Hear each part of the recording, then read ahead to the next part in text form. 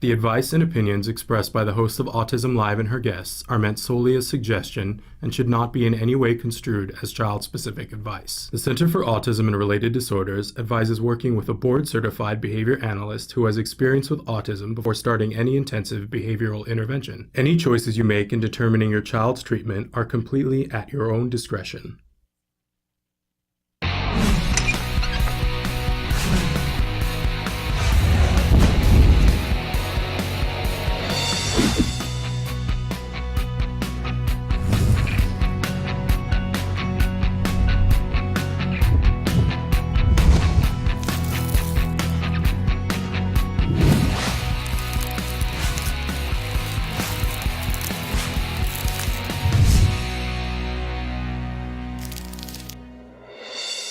Good morning and welcome to Autism Live. I'm Shannon Penrod and we're webcasting to you live from the Center for Autism and Related Disorders headquarters in Tarzana, California.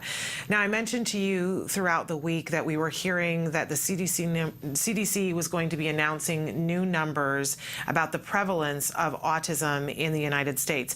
I want to give you an update about that. We understand, and we have folks on the phone right now. There is a conference call happening letting us know what those numbers will be. So within the next half hour, we're going to be able to reveal, according to all of our sources, we're going to be able to reveal what the new CDC prevalence numbers for autism in the United States are. And this is a breaking story. It's evolving even as we speak, but I promise you this, we will keep you posted as it happens. I want to remind all of you that this entire show is interactive and there are lots of different ways you can participate. We have a whole show planned today with a lot of exciting guests, but we will interrupt that to give you updates on these CDC numbers and have hopefully comment from some experts on those numbers as they come in. So first of all, Emily's going to show you some of the different ways that you can participate. I'll remind you that our homepage is autism-live.com. When you go there, you can participate in several different ways. First of all, you can click on the blog tab. Want to remind you that there's a wonderful meditation there. If you're feeling overwhelmed, it's only 10 minutes. You can participate in that. But you can also click on that triangle on the computer screen that starts either the live show streaming to you or the most recently recorded live show. To the side, you see white boxes. And in those white boxes, you have an opportunity to see the question that we're answering or to type in the question, comment, or, whatever it is that you want to add to the show in that other box. You put your cursor there and you just type and you hit enter. I really want to emphasize that there's no cost for that. You don't have to log in. We don't take any information from you. In fact, we have no idea who you are. You're completely anonymous. And while that is a wonderful thing, if there is information you want us to get back to you with, like if you want information about a study or something like that, and it would be easiest for us to email it to you, you must include some way for us to reach you. Otherwise, I have no idea who you are. We don't share that information. We keep your identity anonymous to our other viewers. And we treat your information with kid gloves, but so important to let you know that you have that ability to participate with us, and it is totally free of cost. Now, there are other ways to get in touch with us, and I hope that throughout the day today, it's one of those things as an autism parent, and I always remind you guys that we have experts on the show, but I'm not one of them. But as an autism parent, I had this little bubble in my stomach this morning, knowing that in all likelihood we were going to get the numbers today. And I don't know about you, but I feel the need for all of us today and every day, but most especially today, to hold hands and to hear this news together. It's an emotional time because, and the numbers, knowing what the numbers are isn't going to solve anything. And some of us are going to say, I disagree or agree with this number or that. And we know that the numbers that we get are always old numbers. They're not current numbers. There is always a delay because it takes so long to catch up to the numbers. I will say that this year, for the first time, the numbers that are released will include my child, who is about to be 11. For the first time, these numbers will take into consideration autism since he has been diagnosed. And that's, there's no way around it. That's an emotional thing. So we'll keep you posted on that. And I hope that you'll be writing in your thoughts and feelings, because together we know that there's a lot that we can do. So, having said all of that and reminded you that I am not an expert in autism, we plunge on ahead with the day as it's planned, but we will interrupt as soon as we hear those numbers. We like to start every morning with something that we fondly refer to as the jargon of the day. Now, we do this because we know that it's important on this journey. A lot of us come into the autism community having had little or no experience in this field. Certainly, that was my case. And there is an onslaught of jargon that can be so overwhelming. So we like to take it a little bit at a time, just like we teach our kids, one tiny skill at a time, because over time that amounts to a great deal. So this morning, the term that we're using, and this is the first time that we have ever defined it here on the show for you as jargon of the day, is epigenetics. Epigenetics. This is a term that you hear thrown around a lot, right? But what exactly are these experts talking about when they say epigenetics? So our actual definition of epigenetics, it is the study of heritable changes in gene activity that are not caused by changes in the DNA sequence. It also can be used to describe the study of stable, long-term alterations in the transcriptional potential of a cell that are not necessarily heritable. And that definition comes to us from Wikipedia. I don't know about you, but I'm no closer to understanding it when it comes to this. So we give you an actual definition, and then we give you a less specific definition. And a lot of times our experts break out into hives, but I don't know about you, I need a way that I can start to begin to understand what we're talking about. So our working definition of epigenetics is when heredity and the environment work together to create change at the genetic level. And this is what a lot of people are saying now that they believe is the case with autism. That for so long we have been in this argument about, is it something you inherit or is it something that happens because of the environment?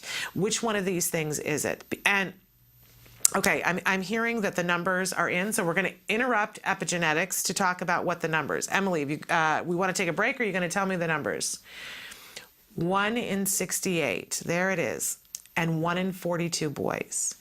I don't know about you, but it's a little bit of a sinking feeling. So 1 in 68 children, 1 in 42 boys. This is as compared to the previous numbers that we had from 2 years ago, 1 in 88 and 1 in 54.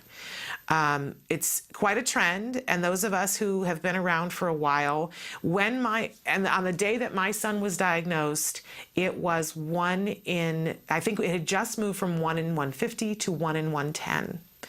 And here we are at 1 in 68 children and 1 in 42 boys. And the difference is 1 in 189 girls is what I am hearing. So again, we know that, and we just covered yesterday a study that starts to begin to understand why more boys than girls. But there has always been a disparity between those numbers. But again, 1 in 68 children, 1 in 42 boys. When you think about that and think about a typical classroom, and used to be that our classrooms were 25 students to a class, and now the average is something more like 1 in 32 to a classroom. That means that it is almost one child in every single classroom in the United States. We're really getting close to those numbers when we're talking about boys. And certainly if you've got 2 classrooms, there's at least 1 child in 2 classrooms. Takes the breath away. We're going to continue to update you on these numbers, and hopefully we're going to be able to get some expert commentary on how these numbers shake down and how we arrived at these numbers. But again, 1 in 68 children in the United States, 1 in 42 boys. Now is what the CDC is saying. This is the prevalence for autism in the United States. Takes the breath away a little bit. Going back to our what we were talking about before we got the numbers, we were talking about epigenetics, because when you see those numbers, the first thing you say is, why is this happening? How is this happening?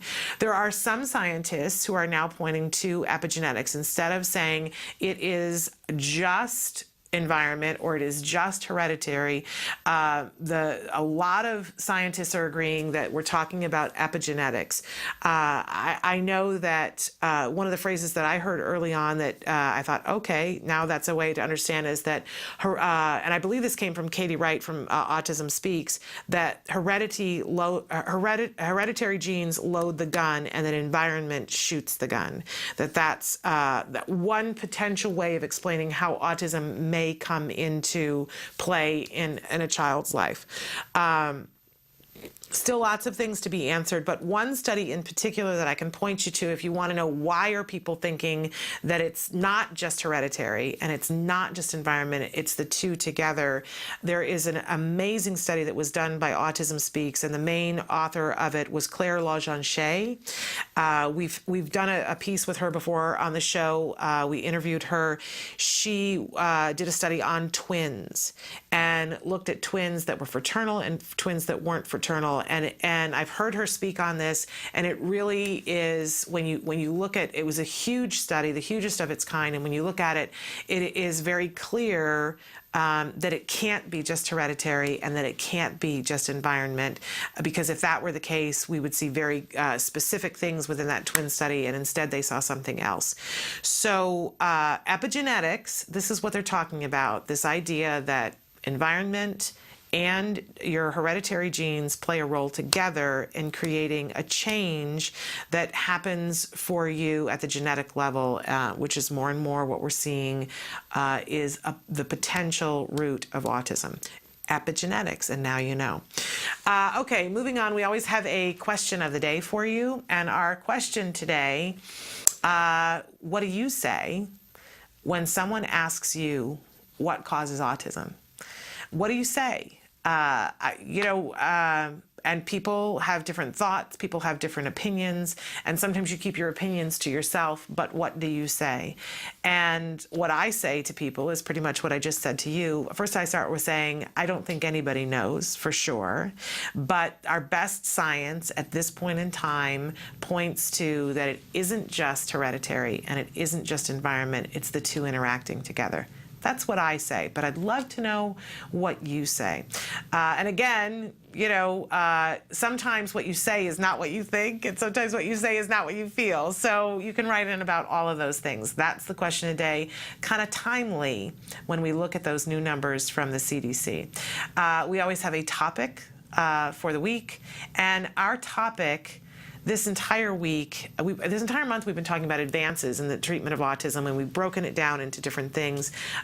We talked about advances in technology. We talked about advances in looking at it behaviorally. And now we're talking about advances in medicine this week.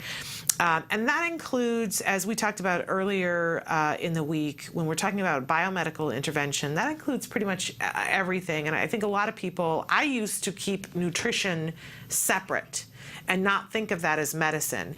And I've had a turnaround about that, and I really do feel that more people should think about what we ingest being a part of our medical way of looking at us. And I wish more doctors would look at what we eat. We hear all these things about obesity and high cholesterol and all these things, and certainly what we eat plays a role in that. So it is not a far cry to think that what we eat plays a role in everything that we have going on with us physiologically.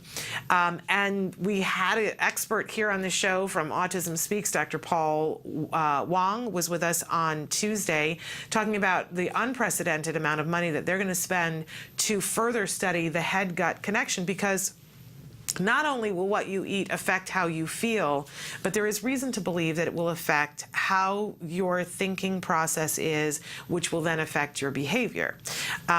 And I know there are many people who go, that can't be, that has nothing to do with it, but we have only to look at if someone drinks a pint of beer, it will have an effect on how their body reacts to things, and certainly what they're thinking and how they're behaving, right? So it isn't a huge leap to think that if a child is eating something that is upsetting their stomach, it will have an effect in everything that happens and their ability to learn and their ability to communicate. It's not a huge leap.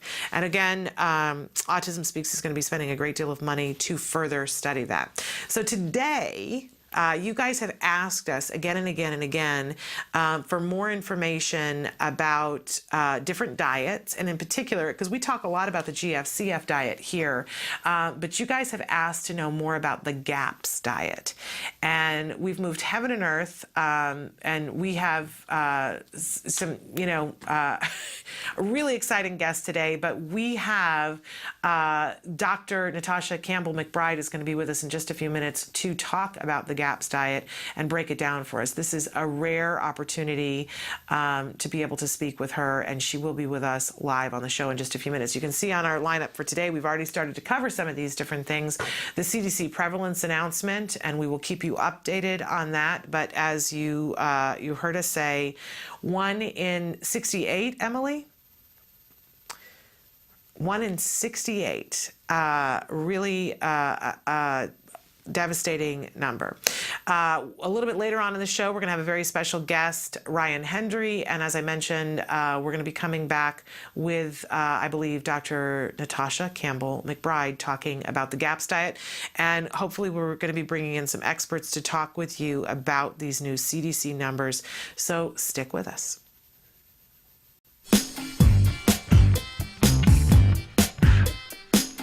Hi, I'm Ryan with Autism Research Group. We study ways to improve the lives of kids with autism. One of those ways is teaching safety skills, such as what to do if they get lost. We hit the streets to find out if anybody knows the correct answer on how to teach a kid what to do if they get lost.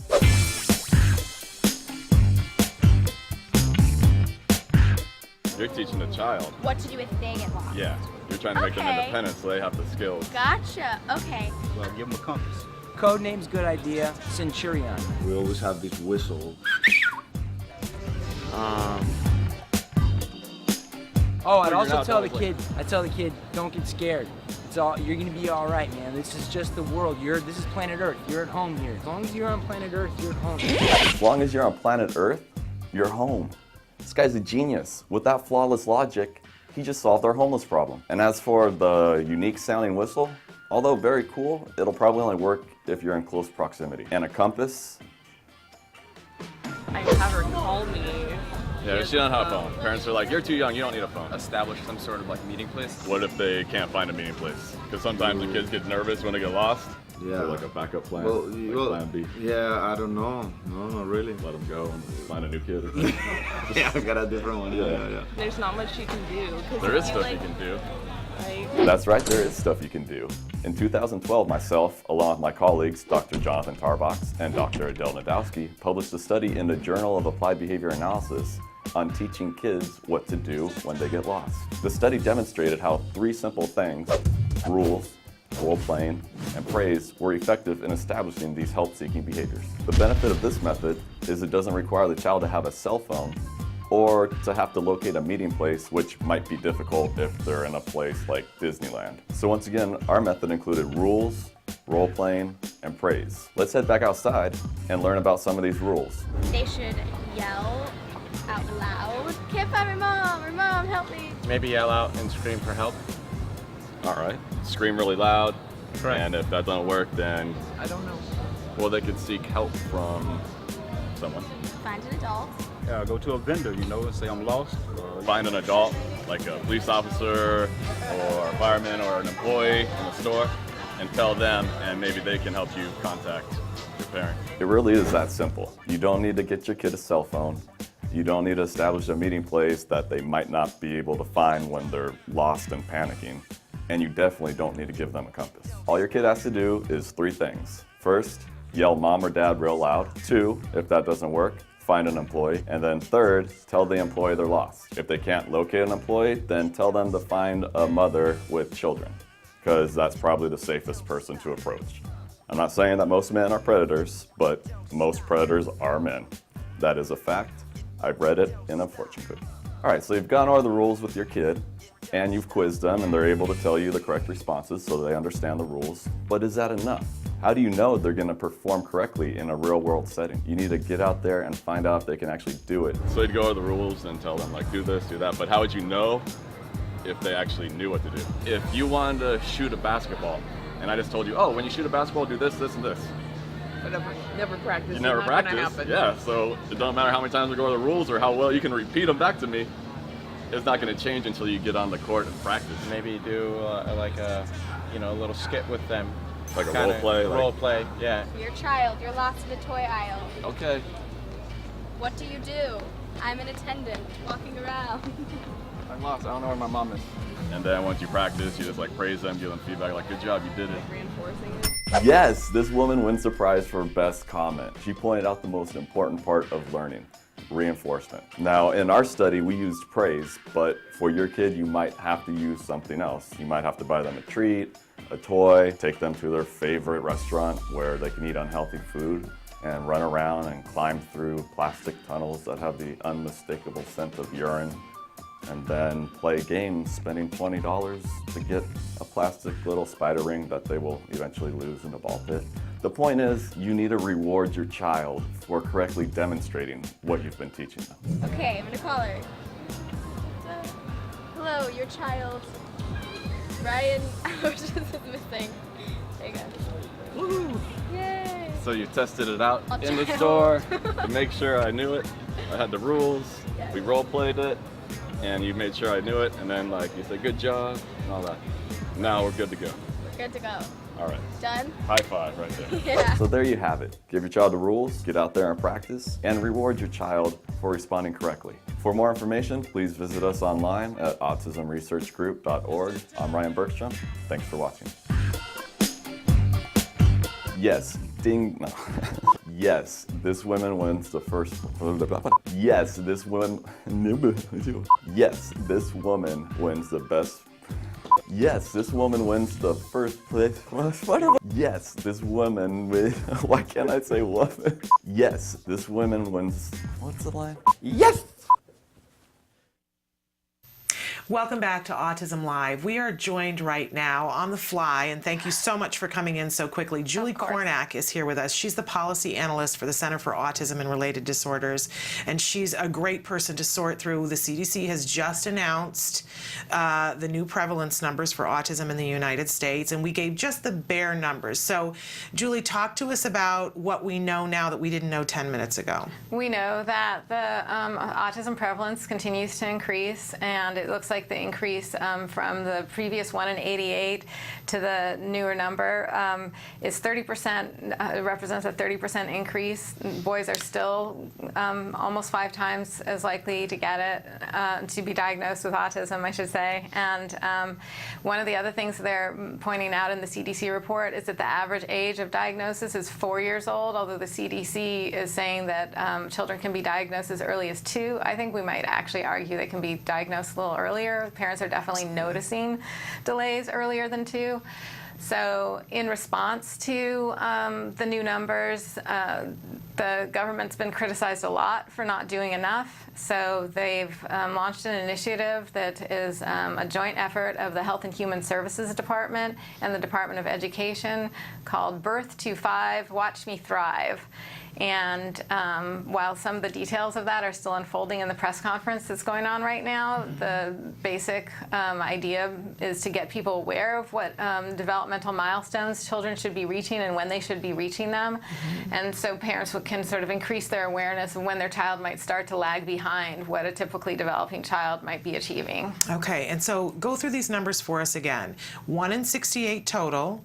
Right. 1 in 42 boys. Yes. 1 in 189 girls. Right. And you were telling me during the break that these numbers are significant because they use the same exact reporting system as the 1 in 88. They have an autism and developmental disabilities Monitoring Network, which is 11 different sites in, I believe it's 11 states. Don't quote me on that. Every time I revisit that, I have to learn those numbers again. And they examine the health and special education records of 8-year-olds in these 11 communities. And so it's the exact same way that they derive the data of 1 in 88. So these are very reliable numbers. They're very reliable. Well, they're reliable numbers, and that I would say that that's at least we have 1 in 68. Yes. That we could actually have a higher number, because as everybody knows from earlier data that was not collected in the same way, the number could be as high as 1 in 50. Absolutely. But just to be clear, that this is the same measuring stick that they use to determine 1 in 88. Right. So for people who are saying, well, maybe they're looking at different criteria, no, this is so we see that the prevalence is going up. The prevalence is continuing to rise. Okay, 1 in 68 boys, 1 in 68 total, Right. 1 in 42 boys, 1 in 189 girls. Yes. All right, it's going to take us all some time to process, but we appreciate you so much for taking the time to run in and break it down for us a little bit. And we're so grateful to organizations and shows like Autism Live that make an effort to get the word out, because really increasing awareness is the best tool that we have right now to get children screened, especially in communities where they're not as likely to be screened. Absolutely. Thank you very much. Thank you so much. We are going to take a break now, and when we come back, we will have Dr. Natasha Campbell-Mcbride, so be with us.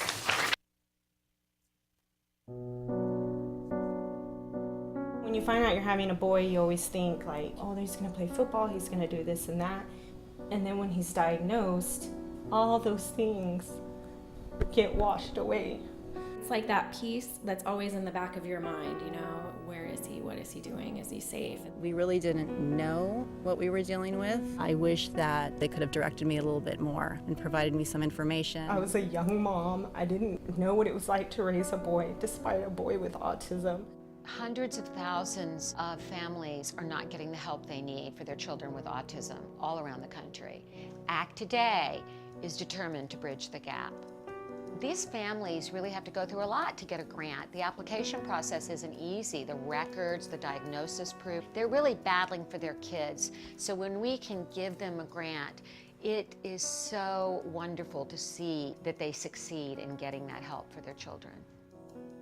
Our founder, Dr. Doreen Graham-Pichet, is an amazing woman, and she is one of the world's foremost authority on behavior of children with autism. She's extremely knowledgeable, and she oversees every single grant we give. She is part of that process. People may think of autism care and treatment as simply schooling or therapy, but we provide important safety supports, things like fencing, for example. The whole family's living in fear of that child running out into traffic.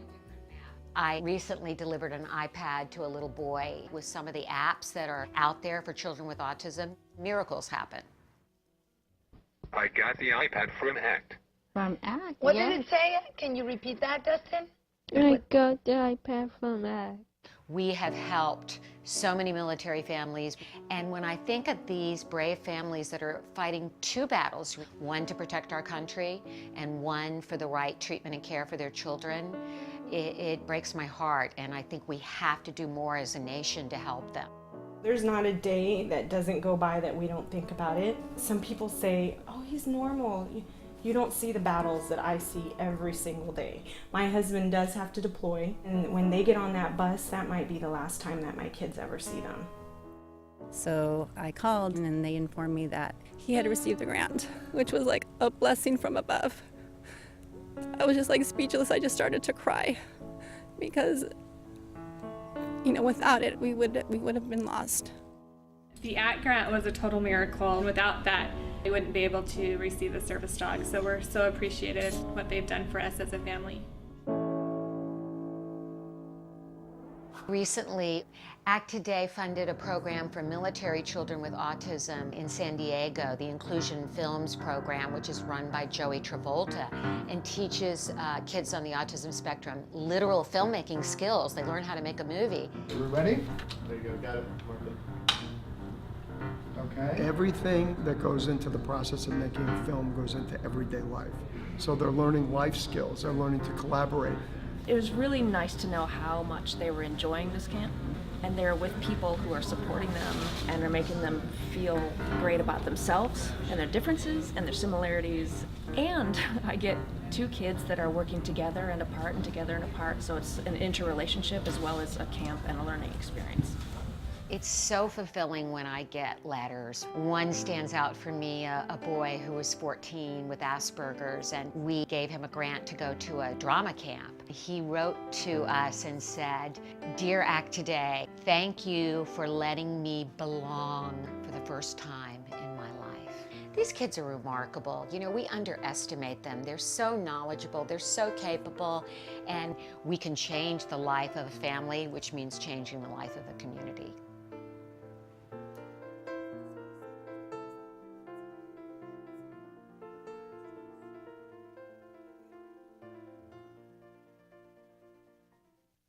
Welcome back to Autism Live. We are so thrilled and so fortunate. We have a very special guest that is joining us via Skype from halfway around the world. We have Dr. Natasha Campbell-Mcbride is with us. She is the author of Gut and Psychology Syndrome, and you guys know her, are more familiar with something called the GAPS diet.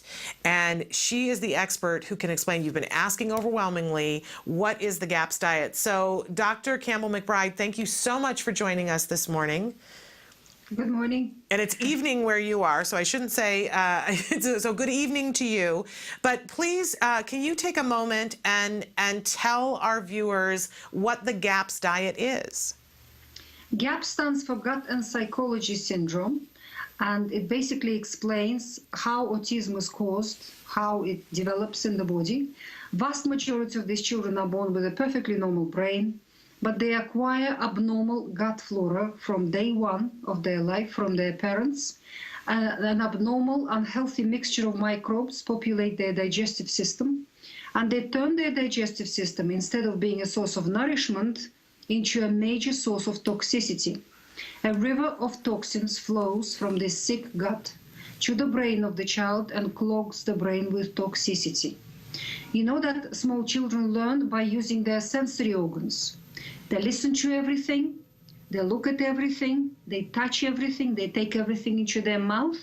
What are they doing? They're using their sensory organs, their ears, their eyes, their tactile sensitivity, and their taste buds in order to collect the information from the environment.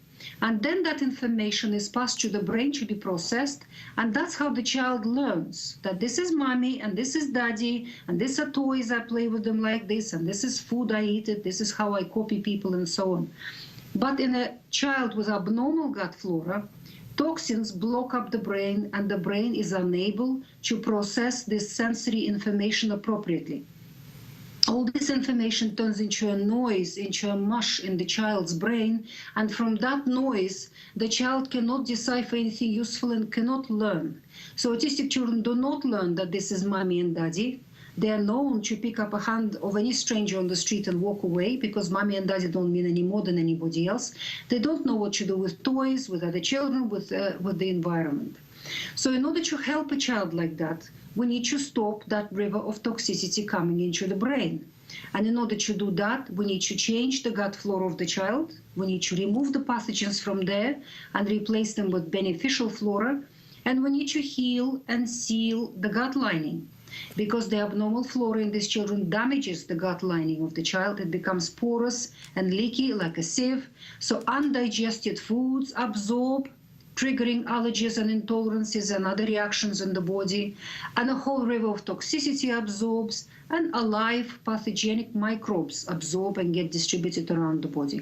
And of course, the immune system can't stand by and do nothing about the situation. It joins in the whole party, and it attacks the brain as well. It launches an autoimmune attack on the brain. And as a result, you have an abnormal brain function.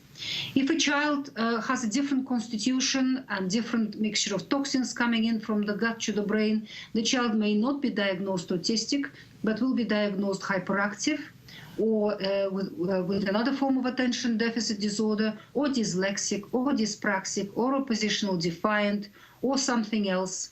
When the level of toxicity builds too high in the brain, then in a proportion of these children, the brain develops a cleansing survival procedure when it sends one electric discharge through and clears the whole lot of toxins out. And that manifests itself as an epileptic seizure. Last thing these children need is another toxin added to the equation in the form of anti-epileptic medication. What they need is a GAPS nutritional protocol. That's what all of these children need. GAPS nutritional protocol. What is GAPS nutritional protocol? It has 3 parts to it: GAPS diet, detoxification, and supplementation. And all 3 parts are described in great detail in my book called Gut and Psychology Syndrome, and also on my website, gaps.me, gaps.me. The whole information is there.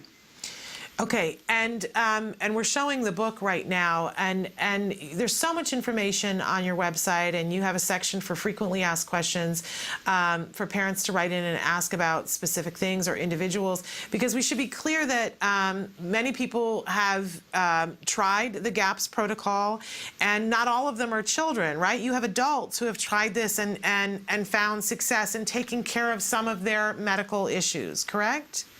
Absolutely. The other half of GAPS is Gut and Physiology Syndrome, and that's a book that I'm working on. That is the rest of the body. Gut and Psychology Syndrome covers the function of the brain. But this river of toxicity coming out of the gut and absorbing into the bloodstream get distributed around the body into all other organs, affecting them as well. And so wherever these toxins get to, they cause trouble. So we're talking about all the disorders which are characterized by fatigue, such as fibromyalgia and ME and chronic fatigue syndrome. We're talking about all autoimmune disease. I'm absolutely convinced that all autoimmunity is born in the gut. These are gut disorders: rheumatoid arthritis, lupus, multiple sclerosis, diabetes type 1. Best part of 200 conditions have been identified as autoimmune now. All digestive disorders without fail, all allergies, all intolerances, various chronic cystitis and various migraines and various other disorders, asthmas and various other physical disorders are also part of GAPS and are treated with exactly the same protocol as described in my book.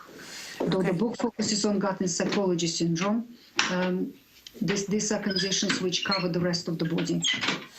And it's children and adults. Okay, and so we want to encourage people to go to your website. We want to encourage people, if they have questions about this, because one of the things you say on your website, in all fairness, is read the book.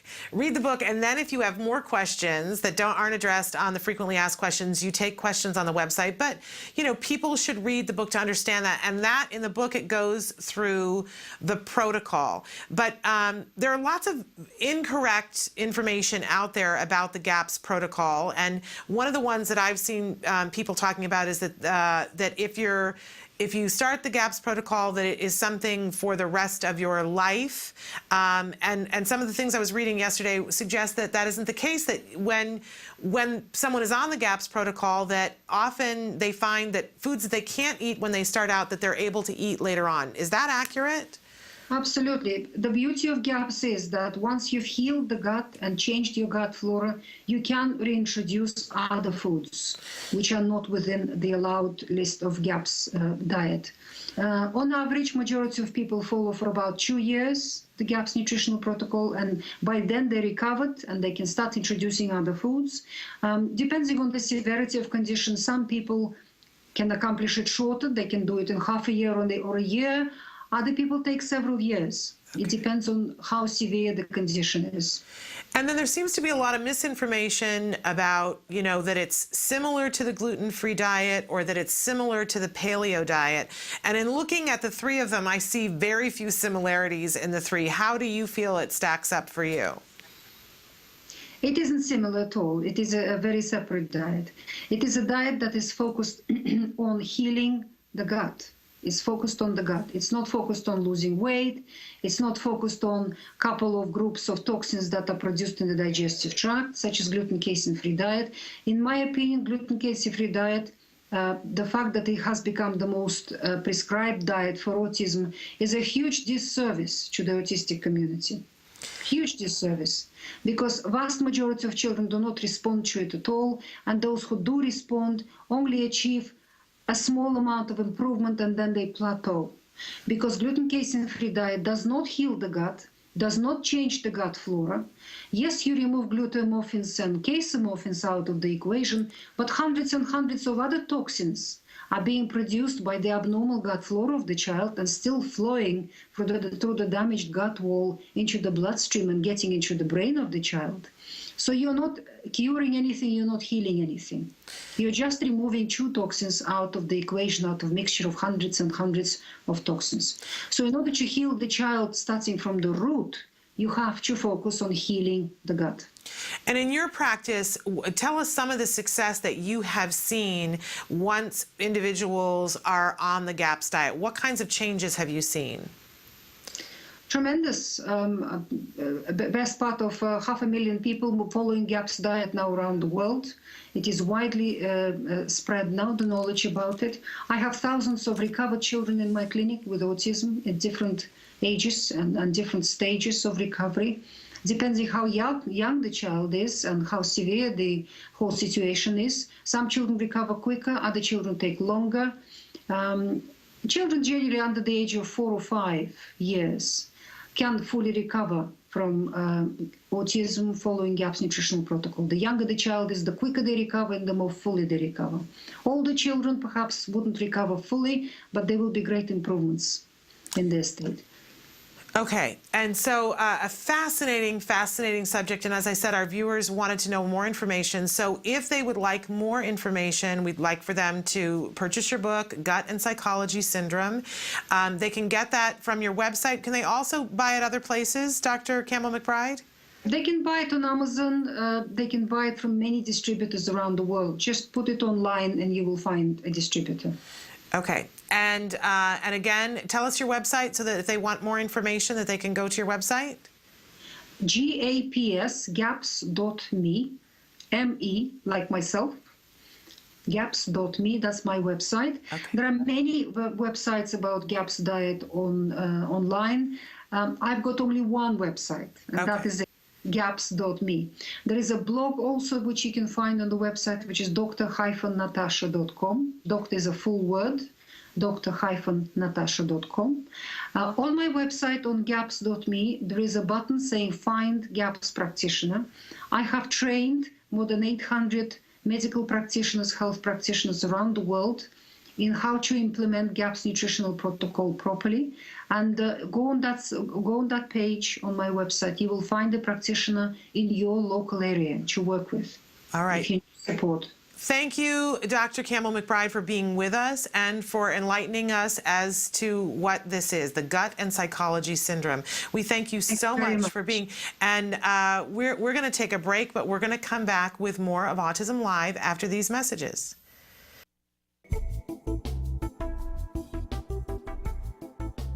Skills is an online program that provides assessment, curriculum, positive behavior support planning for challenging behavior, and progress tracking, and it does this all in one place. The skills assessment and curriculum addresses 8 areas of development, which even includes advanced higher level areas such as executive functions and cognition, which pretty much makes skills the only ABA-based set of curricula for teaching more complex skills, things like problem solving, planning, self-management, perspective taking, and even inferring and predicting others' private events. Skills is a 4-step system. Step 1 is to add the child to your account. Step 2 is to start assessment. The skills assessment is the only ABA-based assessment with psychometric research demonstrating the language subscale to have excellent reliability. Every area of human functioning and typical child development from infancy to adolescence was researched, making the skills assessment the most comprehensive of its kind in the world, and we're quite proud of that. Skills is easy to use. Simply click Start Assessment and begin answering questions. Or simply type in a keyword, find specific activities to assess, and add activities to treatment. Step 3. Choose activities. Once you've completed the assessment, Skills selects from a pool of 4,000 activities categorized by age, level, and skill type to provide you with exactly those activities each child needs. Start by choosing a curriculum, then a lesson, and finally an activity.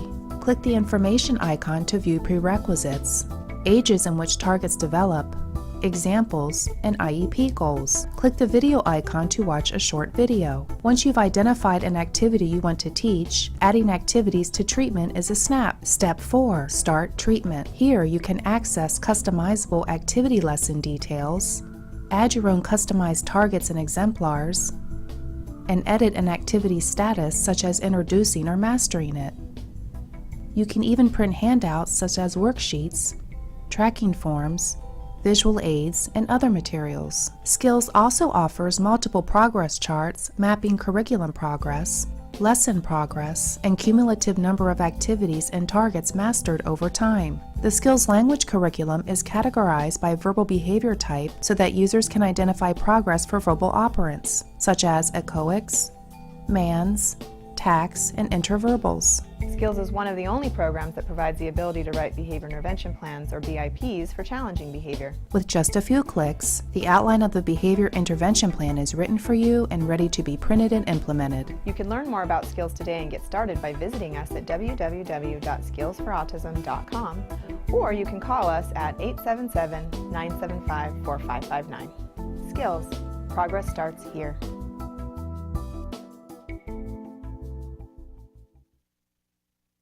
Welcome back to Autism Live. It's a very interesting morning here at Autism Live. We want to reiterate, if you're just tuning in, that the CDC has announced new prevalence numbers for autism in the United States.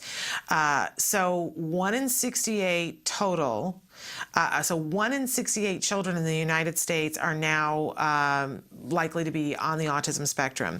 1 in 42 boys, 1 in 42 boys, 1 in 189 girls. That disparity between the boys and the girls stays relatively the same, but it is a 30% increase overall.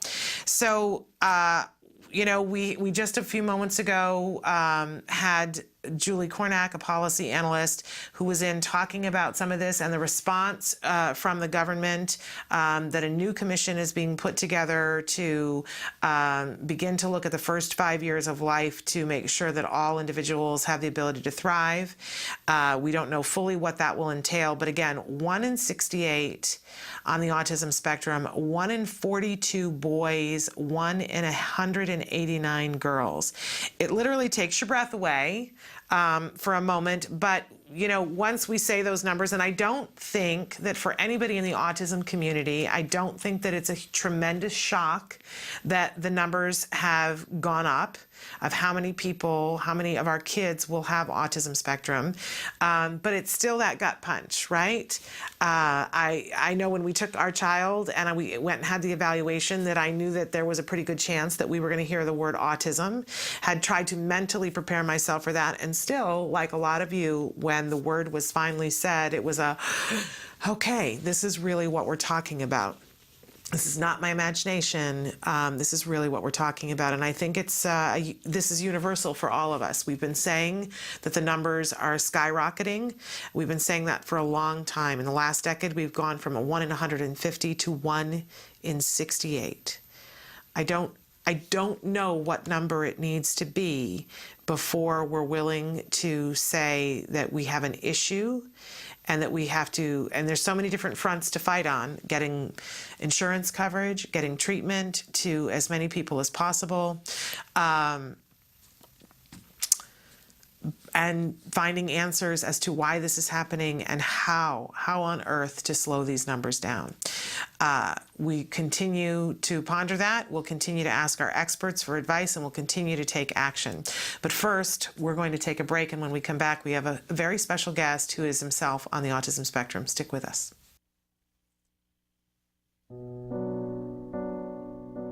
When you find out you're having a boy, you always think like, oh, he's going to play football, he's going to do this and that. And then when he's diagnosed, all those things get washed away. It's like that piece that's always in the back of your mind, you know, where is he, what is he doing, is he safe? We really didn't know what we were dealing with. I wish that they could have directed me a little bit more and provided me some information. I was a young mom. I didn't know what it was like to raise a boy, despite a boy with autism. Hundreds of thousands of families are not getting the help they need for their children with autism all around the country. ACT Today is determined to bridge the gap.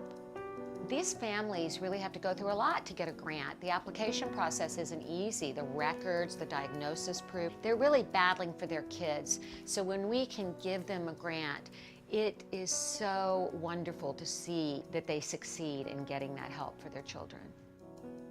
Our founder, Dr. Doreen Graham-Pichet, is an amazing woman, and she is one of the world's foremost authority on behavior of children with autism. She's extremely knowledgeable, and she oversees every single grant we give. She is part of that process.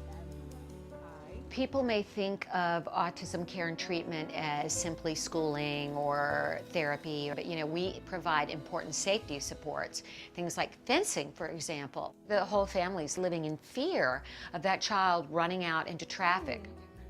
I recently delivered an iPad to a little boy with some of the apps that are out there for children with autism. Miracles happen. I got the iPad from ACT. From ACT? What did it say? Can you repeat that, Dustin? I got the iPad from ACT. We have helped so many military families, and when I think of these brave families that are fighting two battles, one to protect our country and one for the right treatment and care for their children, it breaks my heart, and I think we have to do more as a nation to help them. There's not a day that doesn't go by that we don't think about it. Some people say, oh, he's normal. You don't see the battles that I see every single day. My husband does have to deploy, and when they get on that bus, that might be the last time that my kids ever see them. So I called, and they informed me that he had received a grant, which was like a blessing from above. I was just like speechless. I just started to cry because, without it, we would have been lost. The ACT grant was a total miracle. Without that, we wouldn't be able to receive the service dog. So we're so appreciative what they've done for us as a family. Recently, ACT Today funded a program for military children with autism in San Diego, the Inclusion Films program, which is run by Joey Travolta and teaches kids on the autism spectrum literal filmmaking skills. They learn how to make a movie. Are we ready? There you go, got it. Okay. Everything that goes into the process of making a film goes into everyday life. So they're learning life skills, they're learning to collaborate. It was really nice to know how much they were enjoying this camp, and they're with people who are supporting them and are making them feel great about themselves and their differences and their similarities. And I get two kids that are working together and apart and together and apart, so it's an interrelationship as well as a camp and a learning experience.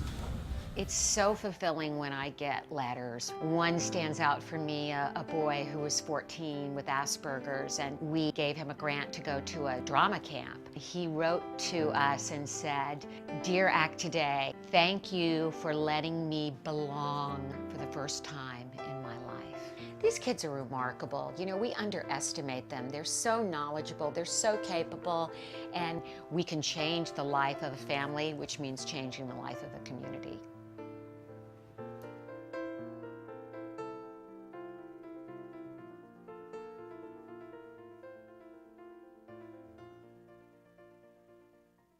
Welcome back to Autism Live. And I have something that I want to say. And we've been talking about the CDC numbers, 1 in 68 total. These are the new numbers in the United States. 1 in 42 boys, 1 in 189 girls. Just want to keep updating you about that information. And we run a disclaimer at the start of the show where we say that, the opinions that I express here and the opinions that our guests express are not necessarily those of our sponsors. And I try to keep my opinions out of things, and we have guests on, and I really want to say that I respect Dr. Campbell-Mcbride, and I know people who have done the GAPS diet and had a great deal of success. I feel the need to express an opinion. Now, one of the things that Dr. Campbell-Mcbride said, and she's a doctor, and she is entitled to her opinion about things. One of the things that she said, though, that kind of made me go, and I feel the need to express an opinion. She's talking about a diet and about children who get who aren't able to learn, all of which I think makes great and total sense. But when we're talking about recovering a child with diet only, there is a part of me that says, all right, now we've jumped the shark a little bit, and I will tell you why. I would like to express why I think that you can make huge improvements with diet, and not everybody agrees with me on that, right? But I think if I'm somebody who is very reactive and have allergic reactions to things, and if you tried to teach me something while I was in the middle of an allergic reaction, I wouldn't be able to figure it out. I just wouldn't. So that's why changing the diet and cleaning up the diet makes great sense to me, and I, as a parent, with the GFCF diet, saw a great change in my child. And he was able to learn because of his very individual ecosystem. When we took some things out, he was able to learn. But I want to point out that when a child gets behind, and that, and diet may very well play a role in that. When a child is behind, just taking care of a diet isn't going to teach them the skills that they're behind. So I don't want to negate in any way what Dr. Campbell-Mcbride, but I'd like to add to it and just be clear with the folks that are watching that it is so important to get our kids healthy, but once they're healthy, we have to teach them. I didn't do well in math. And we can certainly, talk about the fact that especially when we were doing geometry when I was in high school, I had become allergic to a bunch of things and was sneezing, and I didn't get it.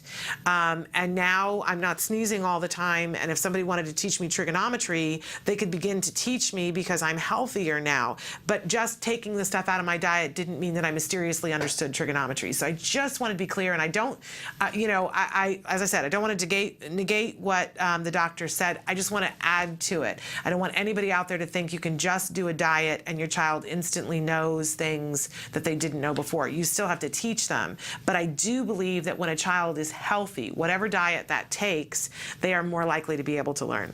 Just wanted to clear that up because I want to be able to sleep tonight, and I don't want to be remiss. So in any case, we move on. We have a lot more to talk about. Again, the new CDC numbers, 1 in 68 total. 1 in 68 of all of the children in the United States are likely to be on the autism spectrum. 1 in 42 boys. 1 in 189 girls. And of course, we talked yesterday about the fact that a Danish study has revealed some information that may help us to understand why that disparity between the boys and the girls. But one of the things that the study found in that particular study is that when girls have it, they tend to be more severe. There are still questions about that they're trying to answer, but we know that the number of individuals with autism is going up, and it's going up by huge leaps. So we'll keep you posted on that. We're going to take a break and go to the A Word. This is the ongoing documentary being made here at the Center for Autism and Related Disorders, following a little boy, Jack Riley, who was diagnosed with autism at the age of 2. And we know how important it is to get the diagnosis early so that we can start to reverse some of the loss of skills. That's really what's key here, is to get the child caught up and get them back on track with their skill acquisition. And when we do that, we see that challenging behavior slips away, because if you can ask for a cookie and be successful at that, you have less need to tantrum. It really comes down to that. So getting in there and starting that intervention as early as possible before they get any further behind is key. And I want you to take a look at this series, The A Word, to see how this intervention begins in a home.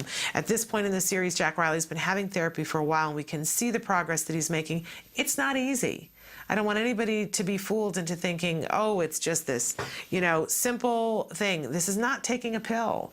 This is changing the environment that the child is living in so that they can be productive in learning. And that means everybody in the household has to do things a little bit different. But once you see how to do them differently, you realize it's a better way for all of us, not just if our kids are on the spectrum.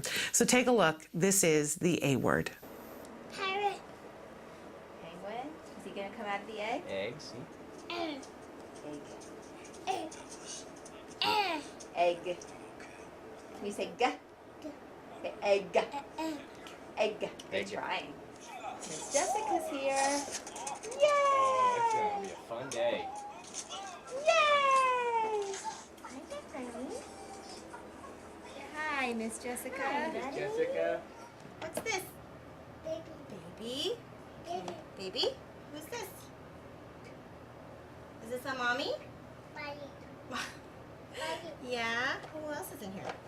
Is this a daddy? Daddy? That's a daddy? Daddy. And a mommy. And a what? And a what? Say, and a baby. Does the baby go in here? Say, sit down. Say, sit down. Yeah, you gonna go inside? Whoa! Woo, you gonna fly in the sky? There, let's go. Up the stairs. Let's go sit down. Yeah, sit down. Ooh. Okay, take off. Bye. See you later. Right now we're working on functional pretend play, which involves having him play with toys appropriately. For instance, having an airplane and putting the people in the airplane and flying it appropriately, so that when he does go to preschool, because other kids are doing imaginative play too, creative play, so he would be able to play with the other kids as well, appropriately and functionally. So right now it's just a lot of imitation, but once you just model for him a couple times, he can play with it, no problem. So with the functional pretend play program, with the kitchen set and everything, it's really good for him, because since he has so many issues with feeding, he can play with the spoons, the forks, and not worry about having to actually feed himself anything. He can pretend to feed himself, feed me, feed the baby. There isn't an outcome where he has to eat anything at all. Look, go. Good try. Nice job. Very good. So yeah, so having and handling fake food isn't a problem, but when it comes to actually seeing real food, he can totally tell the difference, and he just sometimes just refuses, or most of the time just doesn't even touch it, versus all these things, he has no problem. Cut.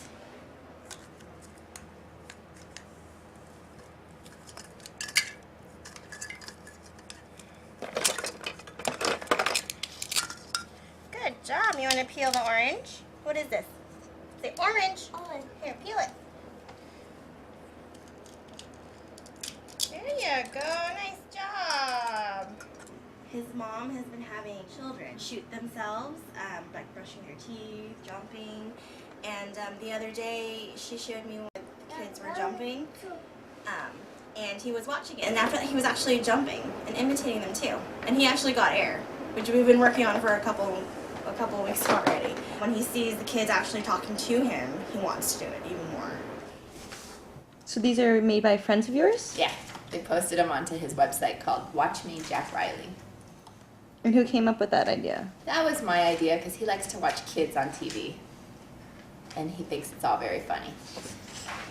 But we need to get them eating, and I think that will help him tremendously. Do you want to watch the kids jump now?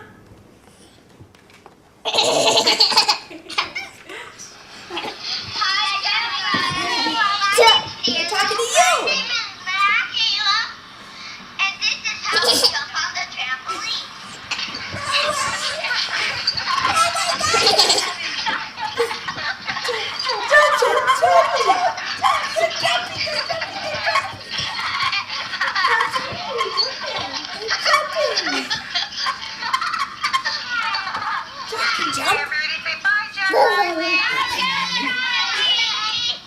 Bye, Jack Riley. Do you want to watch the ABCs, or do you want to watch jumping again?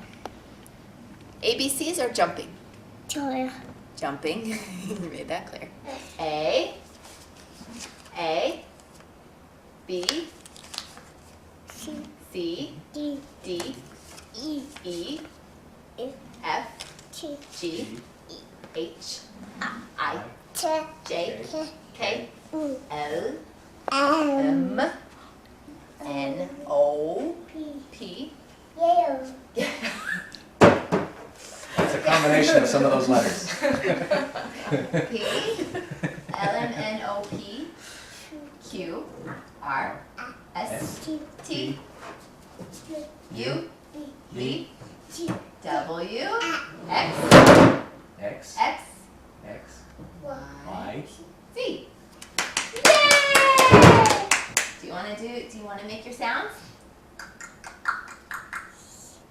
Who's that? Body. Yeah. And who's that over there? Body. No, who's that over there? Daddy. Yeah, that's Daddy. I'm over there. Jessica. I don't know my name. It's too hard. Yes? Jessica. Yeah, but the hard ones are the ones he breaks out without problem. Yeah, yellow. We were playing with Yellow the came out of nowhere. Yellow and Riley, yeah. Jack We were playing with the dolls, and I named the baby, the mommy and the daddy, and he said Bommy. Yeah, I think I'm getting the M now. It's getting closer. I have him say milk in the morning, not the starter word, now huh? I'm just starting with instead of, because if I say milk, he'll say ba. Oh. So if I say milk, he'll say ba. Ba. How old are you? Daddy. Daddy. Yeah. How old are you? Ho. How old? Two. Two. What's your name? What's your name? Can you say Jack? Riley. Jack Riley. Riley. Riley. Riley. That's clear. Riley. Can you say Jack Riley? Tell Riley. Yay! Very good. How old job. are you? How old are you? How old are you? 4. How old are you, Jack? Hey. Jack. He likes looking at you guys through this so much. How old are you? 2. Are you 2? Are you 468? No. How old is Jack? How old is Jack? Say, I'm 2. I'm 2. Yay! Good job. I'm 2. I'm 2 also. Is Daddy 2? I'm too many. Welcome back to Autism Live. And so that was the A Word. This is an amazing ongoing series, and I would encourage all of you to watch this series and use this as a tool however best suits you. But there's something in every single episode for something. You can search topics to see, but I also will say that there's a value in watching it and rewatching it. As a parent, I get something different out of it every time I watch every single episode. And I love in that episode, just recently we had Dr. Thomas Higbee talking about video modeling. And if you missed that episode, I want to encourage you to go back and watch that in the highlight reel. Dr. Thomas Higbee talking about video modeling. Because there's that moment when Jack Riley and Mom says, you know, he likes to look at videos of other kids. And so she had cousins make a video of them jumping. And you see in that moment how alive he is with learning. He's standing there and he's looking at the kids, and the mom has everything going on right. She is there, all the things that we were talking about with Dr. Jonathan Tarbox last week, that her face is alive, not having a flat affect, right? She's watching the video, her face is alive. He's watching the video, he's excited. The kids are jumping and they're saying hi and goodbye. So he starts to jump, which that is learning through observation, right? They're saying good hi and they're saying bye. He's copying, right? So really, really spectacular that he's learning through imitation. He's doing greetings and salutations, which is another lesson that our kids need to learn, right? But then there's this wonderful moment. He's so excited and Mom is so excited, and he turns and looks at her. Now, if you watch the first episode of the A Word, and they show when he came in to be evaluated to start ABA, he went and he played at a table, and you see that Mom is talking to him and he's just banging kind of unproductively at the table, but she says, Jack Riley, Jack Riley, Jack Riley, and he doesn't turn at all. He doesn't orient to his mom at all. He's into the things, not the people, right? Then they take and through a series, and again, we're like month 2 or 3 at this point of therapy, they help to mold this. They help to change Mom and Dad's behavior. They help to change Jack Riley's behavior, and they set up that 3-term contingency that when you do this, we're going to set up this circumstance. When you do this, this will be the consequence, and they make sure that the consequences are good for the things they want him to do, and they want him to start to orient on people. This is the beginning of social learning. They want him to make eye contact and orient orient to people and do that joint attention. That's a perfect example right there of joint attention, where he is so engaged in this jumping and the kids are jumping. He's having a great time. And you would think that he would just be into that then. But he knows, because he's been learning how exciting it is to share it and have mom be excited too, that more good things happen. He lets go of this for a second to look at her with a smile like, do you see what's happening? This is so cool. And mom is right there and going, yay! And it's so wonderful. And he gets to look back and he hasn't lost anything he's gained. So in that moment, she's reinforcing that joint attention, that triangle of attention. And then there's a moment when the video is over. It's only a couple of short minutes, right? So he's had all this learning happening, right? And then she says to him, okay, what do you want now? Do you want jumping? Or do you want ABCs? He gets a choice, right? And he has to demand for which one he wants. And he says, you know, which is the jumping, however it is that he says it. And she says, okay, and she hits the button. So and at this point you go, oh gosh, really? Is that what we're hoping for? That he says, and that's jumping? But they keep moving the goalpost. Watch a couple of months later and see that he says jumping, and everybody understands it. But we have to reinforce that he's saying something, because that's communication. And that is a happy little learning boy right there. So many things are happening. And then, of course, we see the moment where, you know, everybody's sitting around on the living room floor and he's running around and he's getting all this attention and they're saying the ABCs and he's doing his approximation of them. Nobody else on the planet would understand it except the people who are there. We have to have captions for it because we're watching it and we can't understand it. But mom and dad and the therapist and the videographer are rewarding it, because that's how we're going to get there. We reward the approximations and then we make it a little harder so that they got to work a little harder to get the reward. We give them that opportunity and we give them the reward. He's having a ball. And you see on the faces of the parents, they're engaged. They're like, my child is learning. This is what child is supposed to look like. Now, not about you, but years ago, when my child was diagnosed with autism, if I had turned that on, I would have said, well, if my child could do that, then if I just was watching that video, well, if my child were capable of doing that, then I wouldn't be as concerned as I am.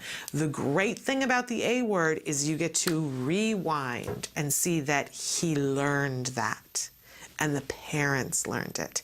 And you don't get the full, you know, but you get to see snippets of how they plugged this in and other skills that get more difficult, how they start to teach that, how they reinforce it, and how that skill grows like crazy, and that it will feed on other skills and make it easier for other things. And yes, there will be other challenges, other things down the road that they need to begin to introduce to him.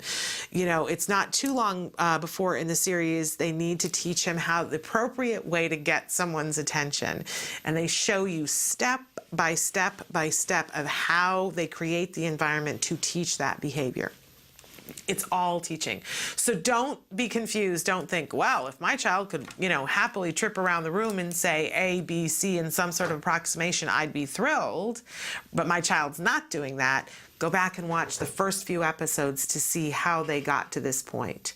Love, love, love this series. Love, love, love this family for allowing us to do this. And again, I want to go back to how clever, too, we utilize what our children love. And as I said, Dr. Thomas Higbee was talking about how much our kids love screen time, how they just love it.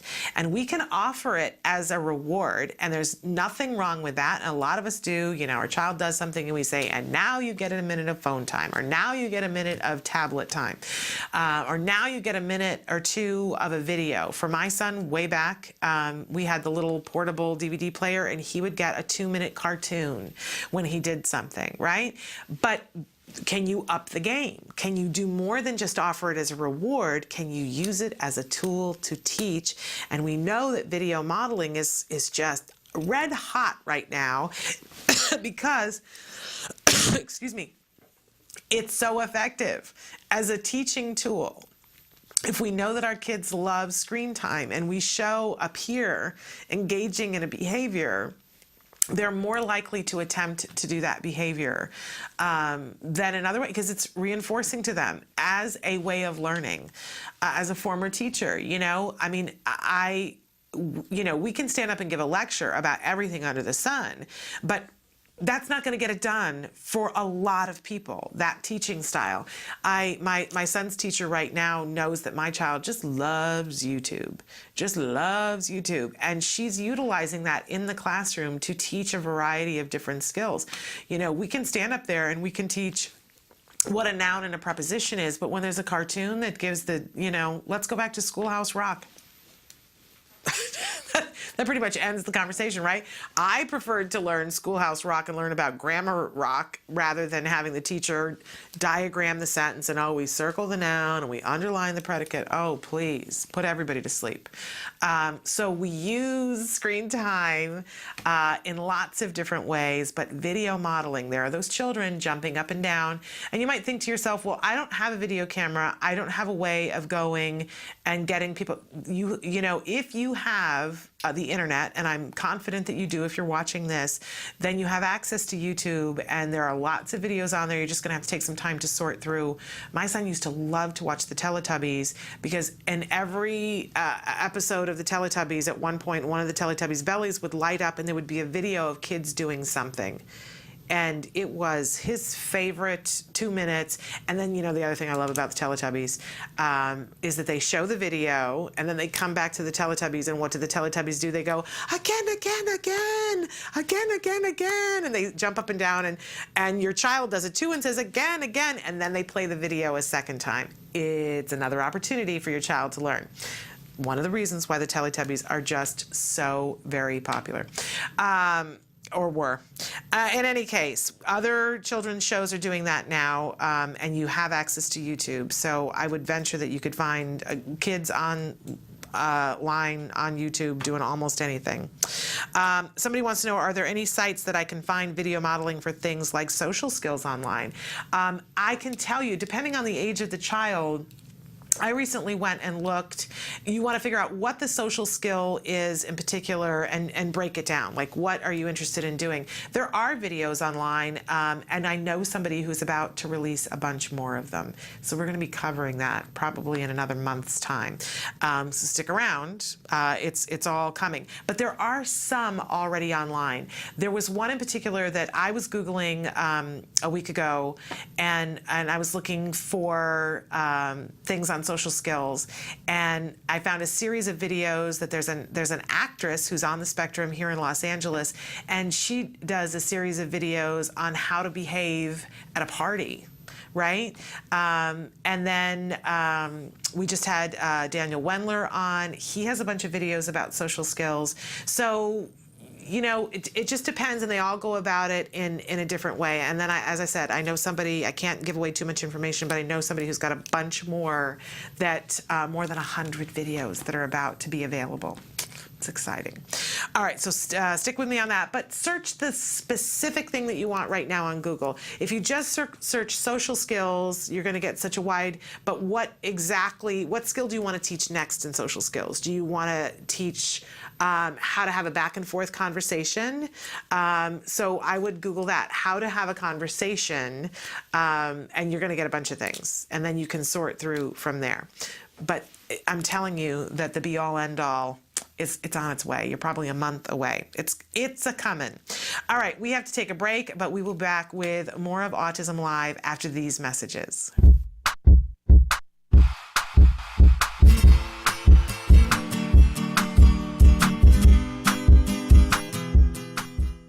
Hi guys, welcome back to Smarty. This month we're gonna make some gluten-free Play-Doh.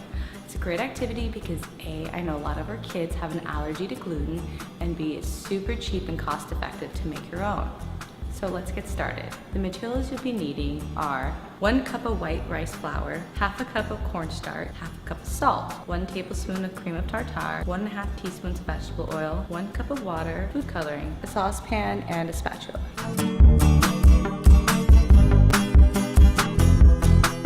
So as you guys can see, I'm in my kitchen because I'm going to be using the stovetop to make the Play-Doh. First what I'm going to do is I'm going to take my pot and fill it up with all the dry ingredients, okay?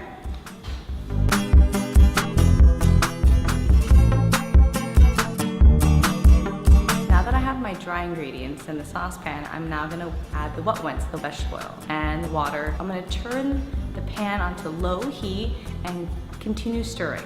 What I want to make sure happens is that it gets solidified and gooky looking, you'll see in a second, but not overcooked, okay? You're just trying to get the materials to kind of congeal. You know the dough is ready. So what you're gonna do is you're gonna just take it off the stovetop and let it cool. Once it's cool, then you're gonna add your coloring, and boom, you've got gluten-free Play-Doh. Well, I hope you enjoyed the Play-Doh with your kids. Until next time, craft on, guys. Can you see me flying by your side?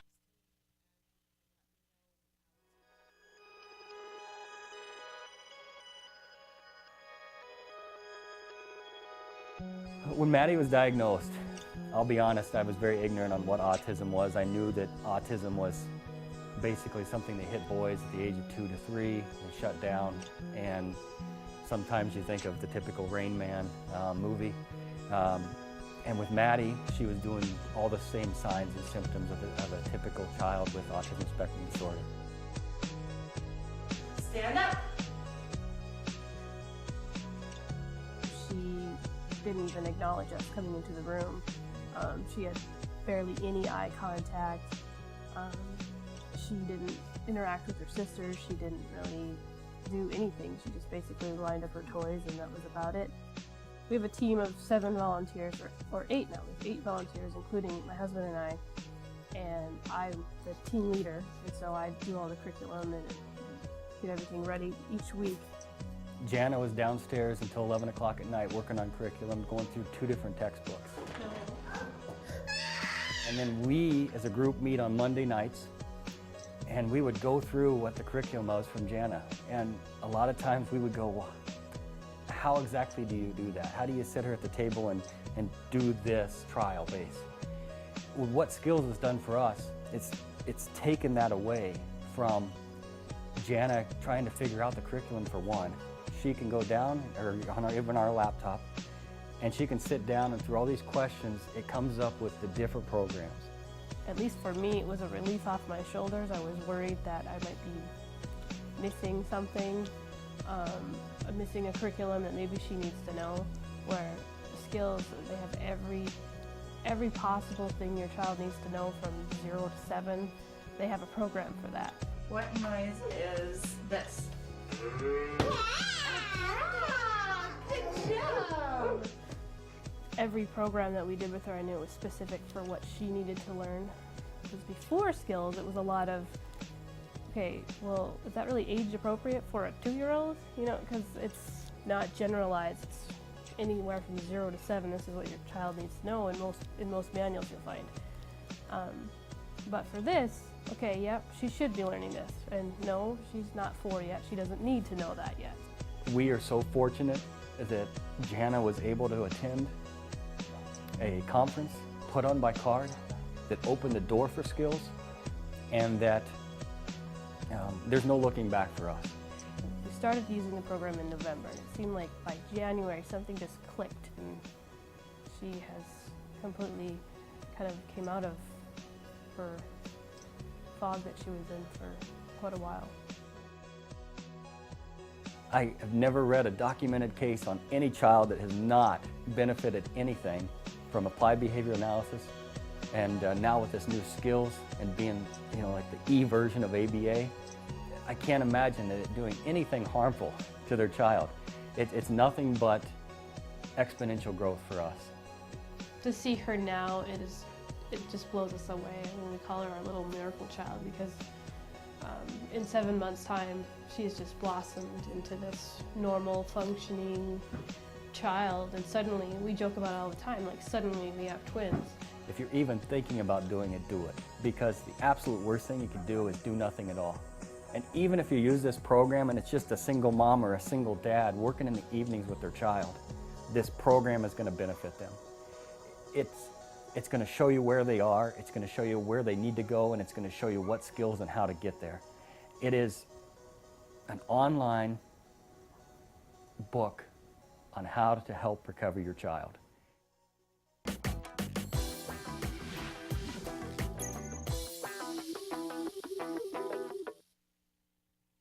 Welcome back to Autism Live. And of course, all morning long, we have been telling you that the new numbers are out from the CDC.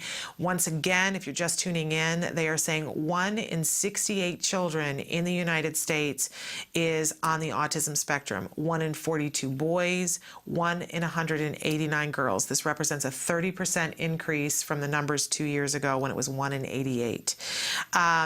And we will continue to talk about this and continue to update you as we get more information. But of course, it doesn't change the fact that we need to be treating our children. And I want to go to a question that we had from a viewer overnight. I'm writing in from India, and my daughter is diagnosed with PDD-NOS at the age of 2.5. She is now 4 years old. And I've been watching most of your episodes and A-Word ever since. I love you, and all I want to say is thank you. And we thank you as well. We don't have anything like your good ABA providers here. She's attending it says ComDel program, which is a group intervention where a group of 12 children receive intervention from a speech path, OT person, child psychologist, working together 3 hours a day, 5 days a week. The rest of the time, I've been working with her using ABA principles. She is also attending a Montessori preschool. She's doing great. Her gross motor, fine motor, and daily living skills are nearly age appropriate. Yay. She is very good cognitively. She loves letters, numbers, even phonics, reads words effortlessly. She is verbal, communicates her needs verbally. My question is, there are certain concepts like prepositions, girl, boy, opposites, categorizations, I can say it, which she seems to know receptively but confuses expressively.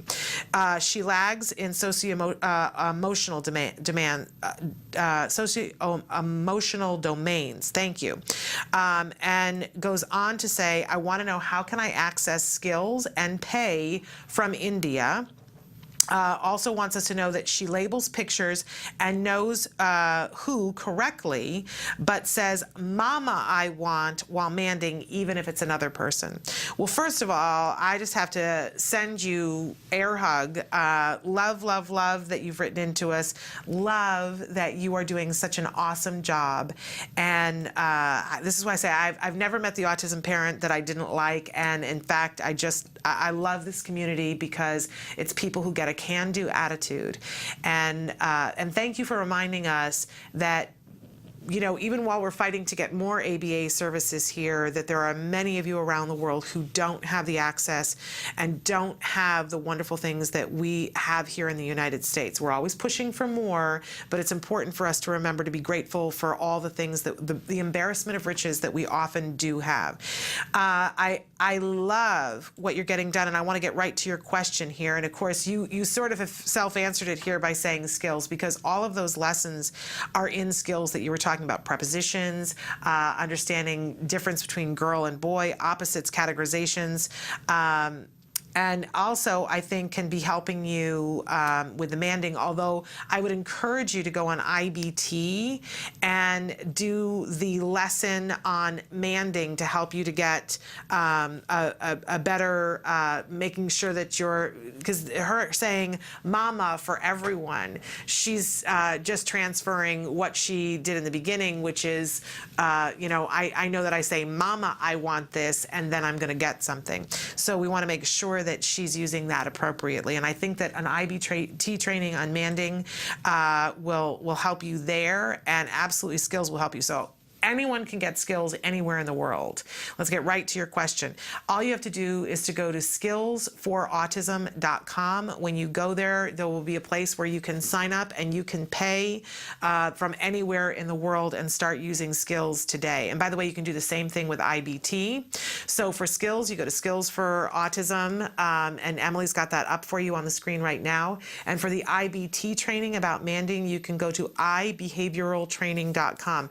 Those trainings are absolutely amazing, and they start as low as $7.50, and you have that training and you get an opportunity for a period of time to be able to look at that video and watch it over again, and also to have other people in your family to be watching it as well, because it could be that part of the issue is that you're prompting when it's you and saying, Mama, ask something, and we need to get whoever else is asking and trying to get her demand that she's trying to ask for the cookie for them to understand what you're doing as well. So you could watch that video for yourself and then encourage the other people in your household that are participating to be upholding that as well. And I have to say too that you are not alone in India. Of course, you know that, but I want you to know too that we have other really remarkable families in India who are using skills as parents to also teach their children. And one parent in particular in India that has been just, I feel, a part of my family since we went on the air.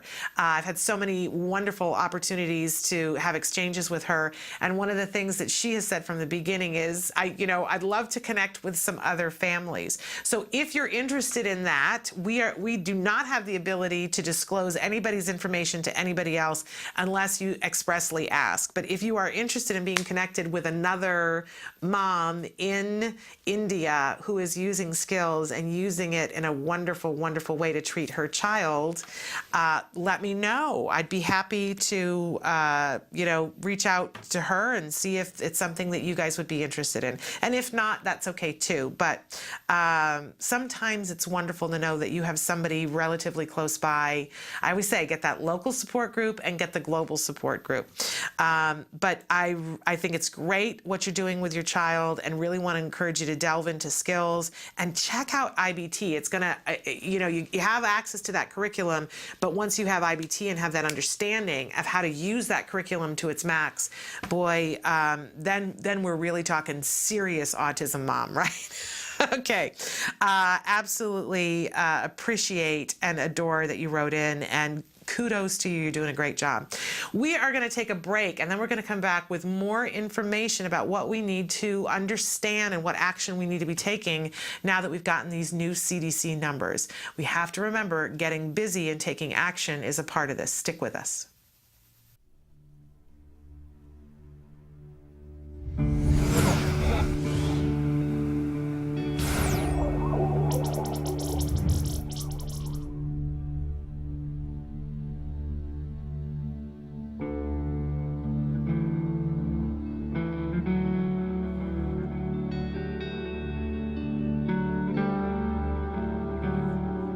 Our twins, Justin and Jessica, were premature babies, so we always were very conscientious of their development. But I think it was probably 15 months, Justin started getting really obsessive compulsive with opening and closing doors. And Justin started tantruming a lot too. Get out! I will! These would be major tantrums that were just completely debilitating to the family. Having to take them out of the house, put them in the car, drive around, just to calm them down. Yeah, I remember a breaking point and just thinking, you know what, we got to do something. This is not right.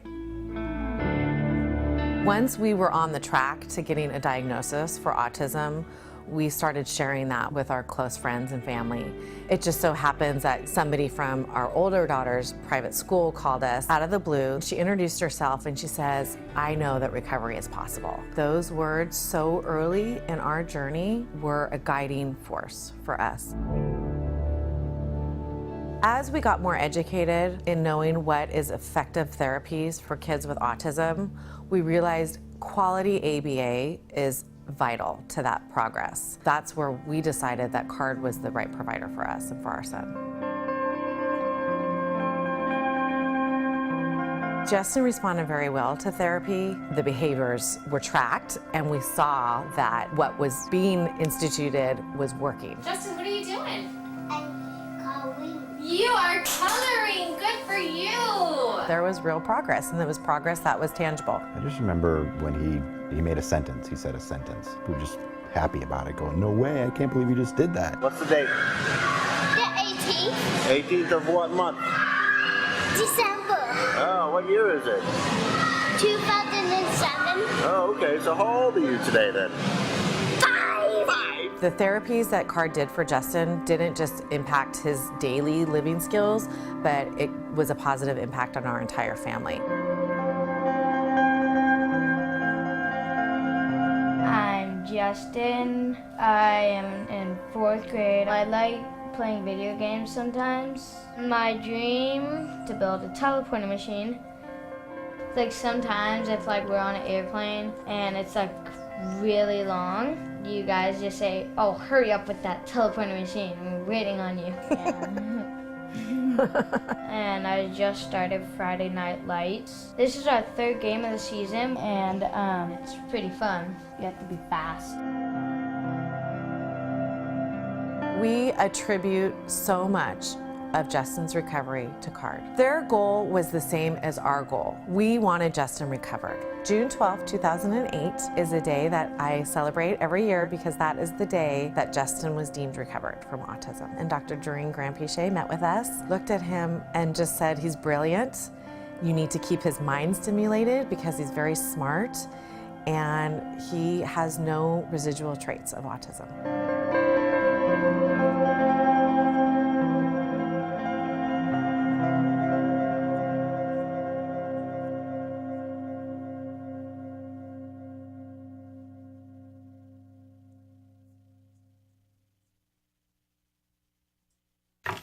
Welcome back to Autism Live. We are so thrilled on this morning where we're getting lots of information in different ways, but we're so thrilled to welcome back to the show Sarah Cho. I'm tripping up over my words, but she is a licensed clinical social worker and she is a board-certified behavior analyst.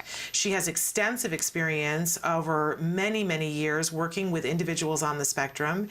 And I'm saying individuals on the spectrum because the wide age range that you have worked with, from children through adults, I think is almost unprecedented. You're a great expert in this field. Thank you. And we've asked her to come in here on the fly to talk a little bit about these new CDC numbers.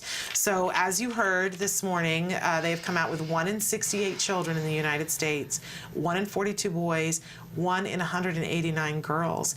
And as a provider of autism services, I would love to hear your reaction about what these numbers mean to you and what needs to happen. That's a really big question. It is. It is. You know, I think when I saw the numbers come out, this morning, you have kind of that just initial response, and my heart just dropped. And from a clinical perspective, I just feel like I'm failing and I'm not doing enough. And as a company here at CARD, we need to do more. And then I also think just that the numbers themselves probably aren't completely accurate. We probably have a lot of individuals out there who are being undetected. So the numbers probably should be more.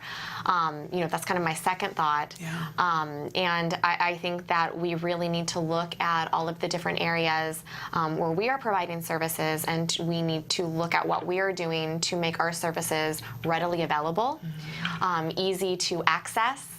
I think about those families who are coming to us at clinics where we have wait lists, and frankly, that's just not acceptable. We need to be able to make an impact for these children right now. They just can't wait.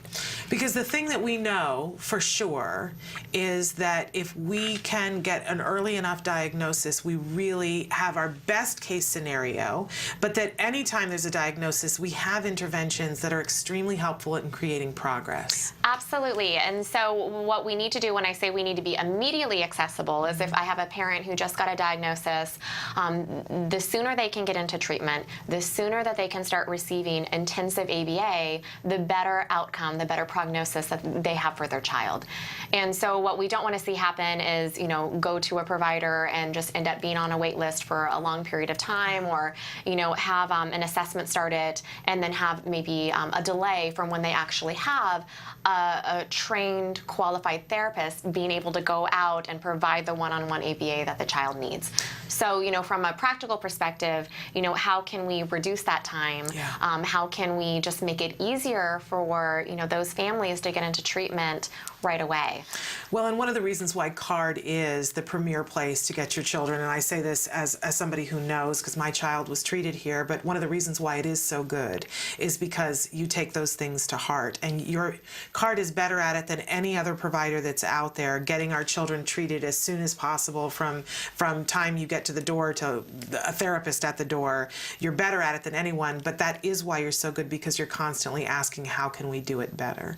And we're constantly also looking at where do we need to go. And so, that was the other, kind of thought process I had this morning when we were looking at the information is, where are there families or where are there, children where maybe we don't have a clinic? Yeah. Where do we need to go? Where do we need to expand so we can meet this demand and make sure that these families and these kids are getting the services that they need and at the level of quality that they actually require as well. And I have to say, a lot of people write in and say, I'm not near a CARD provider, and we've talked before on the show about how new offices open in different places, and I should let everybody know that you may not have an office near you, that there are workshop services, that CARD goes all around the world. There's no place on the world that they don't go, but a parent has to reach out, and that when groups of parents reach out and say we want workshop services, that tends to be where the next office goes, because when you speak up and say, I have a need, then CARD has been very responsive in going where the need is.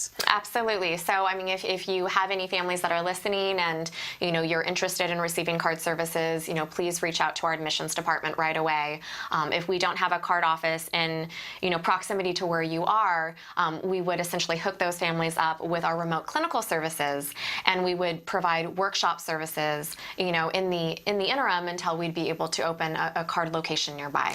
But the takeaway here for us is, regardless of what the numbers are, it just increases. If the number goes up, then it just increases the need, and we know that there is hope.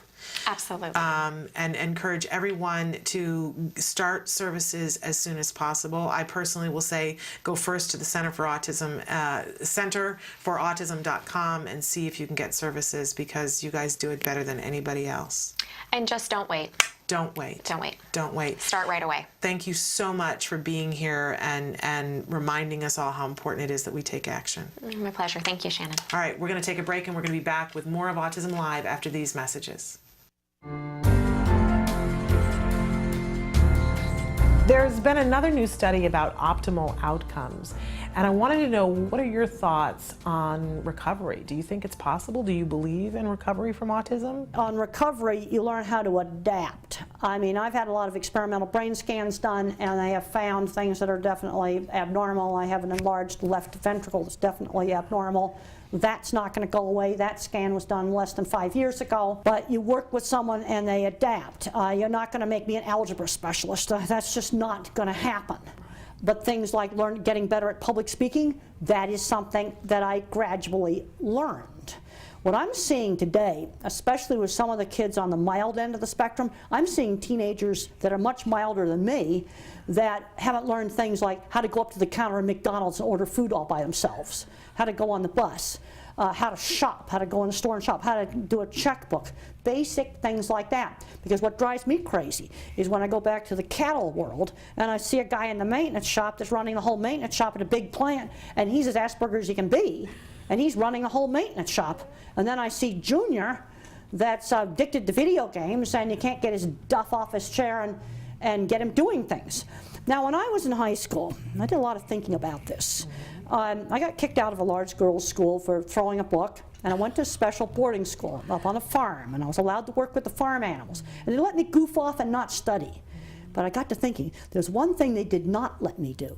I goofed off and I didn't study, but I had to physically go to class. When I didn't want to go to the Friday night movie, they made me the projectionist. One thing they were not going to let me do is sit in my room, become a recluse in my room. They were not going to allow that. I want to know why you threw the book. Why did you throw it? Oh, I threw a book at a girl because she called me a retard. Oh, good reason. Oh, no, to throw she it at teased me. And I had some problems getting in fights when kids teased me. But it was always brought about by someone picking on me. And the principal had me kicked out of school, out of a large girls' school for doing that. And what'd your mom say? Well, she was not very happy about the whole thing, because when the principal called, I answered the phone and he said I was incorrigible and I was kicked out of school. Mother was really angry that he just said that right directly to me, which was definitely not very appropriate.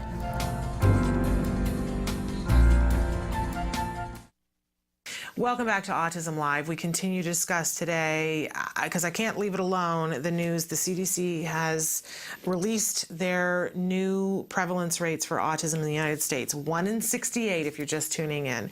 1 in 68 individuals in the United States on the spectrum. 1 in 42 boys. 1 in 189 girls.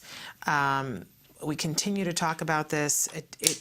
It takes your breath away as I've got people texting me and, I spoke to my husband during one of the breaks, and it needs a moment of mourning, I think. I said to my husband, of course, we all knew that the number was going to be different than 1 in 88, and we were all clear on where the number was going to go. It still takes your breath away. It takes your breath away, and it does become one of those things where you say, well, will more people listen now? What number does it take for people to pay attention? I was in a very heated discussion the other day with someone. We have a new campaign that we are going to be rolling out here for the month of April that we hope that you'll all participate in. And we wanted something, we like a can-do attitude here. We like to believe that there is action that we can take. In the month of April, we're going to be giving you interviews with so many individuals who have made a difference in their lives and in the lives of so many others because they said, I'm going to do something. And sometimes they didn't even know what they were going to do when they started out, but they found the area that they wanted to make a difference. And we believe here in the spirit of one person and the ability of one person to make a difference and to change the tone, change the rhetoric. And so we're having the CAN initiative here for Coverage for Autism Now, CAN, because we believe that we can do this. We need to level the playing field. We need to make sure that all individuals who need to have services. Now, I know that there often, when we talk in the autism community, we talk about autism, and I try to be careful to make sure that I'm talking about when there are the disabling aspects of autism that are preventing people from doing the things that we want to do. Because we have to be aware of the fact that there are many individuals who are on the autism spectrum who are functioning in their everyday lives, leading rich and purposeful lives, and doing good work and doing wonderful things out there. And those individuals don't always need extra support, right? So when we're talking about coverage for all, we're talking about coverage for all individuals who are suffering from disabling aspects of autism. I need to be clear about that, right? Because not everyone who has autism, it is not, in my estimation, a disability in all individuals, right? But where there are disabling aspects, we know that there are treatments and there are supports to help overcome or at least improve that situation. And it is not fair and equal at this point in time. And we know that many insurance providers and many states are covering it. There are still people who are left out. So we're starting a CAN initiative, and we're going to be telling you more about that in the coming days. But and asking you to do something very simple, doesn't cost anything, and we're hoping you'll participate with us.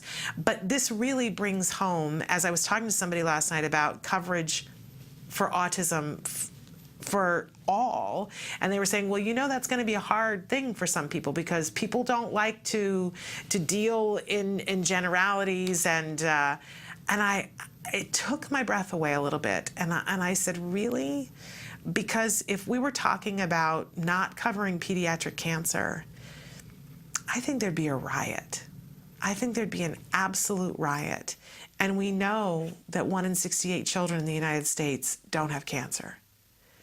So I don't know what the disconnect is, and if somebody out there can help me to understand what the disconnect is, how we bridge the gap to let others who don't have children, and I'll admit, I did not understand when my child was not on the spectrum, but we need to get people who don't have kids on the spectrum to understand, and I don't know what number it takes for everyone to say, okay, enough.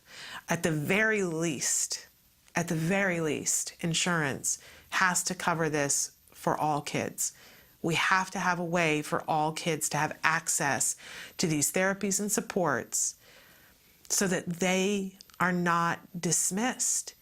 You only have to go to, we had Matt Asner from Autism Speaks on the show, and we were talking about how inspirational it is to go to the Los Angeles Walk. It really is. It's life-changing. I would never want to miss it, because you see a sea of people, and you see a sea of people who have a can-do attitude, who are getting it done. But there's another side to the story while you're there. You also see the history of autism before your eyes. You see the little 2-year-olds who are there with their parents, and the parents say, we just got the diagnosis and we've already started therapy. And you think, my goodness, this is the face of now. This is the face of now. And then you see older kids who have had the benefit of therapy maybe the last 10 years, and you see kids who haven't. And then you see the adults that are in their 20s and their 30s that didn't have the benefit of anything and have the more disabling aspects of autism. And they're there with a caregiver. And some of them have other issues that are going on. Some of them have some sort of a leash or something to be there with. They don't have a way of communicating. You can see the overwhelm on their face. And it's as if you can look and see the timeline of autism. And if you're not moved by that, if you don't look at those adult children, and at least for a second shift your perspective and say, that could have been my child if my child had been born 30 years ago. That could easily have been my child. I don't know how, as an autism parent, you can't for a second see that and think, there but for the grace of God go I and goes my child. We all have a responsibility first and foremost to our kids. But I always talk about the fact that if we hold hands together in this, we accomplish more. My son used to love the Dr. Seuss book, The Horton Hears a Who. And the idea that those little who's were very small, and their voice could not be heard. And there was Horton who said, no, there are people here. There are people. I can see them.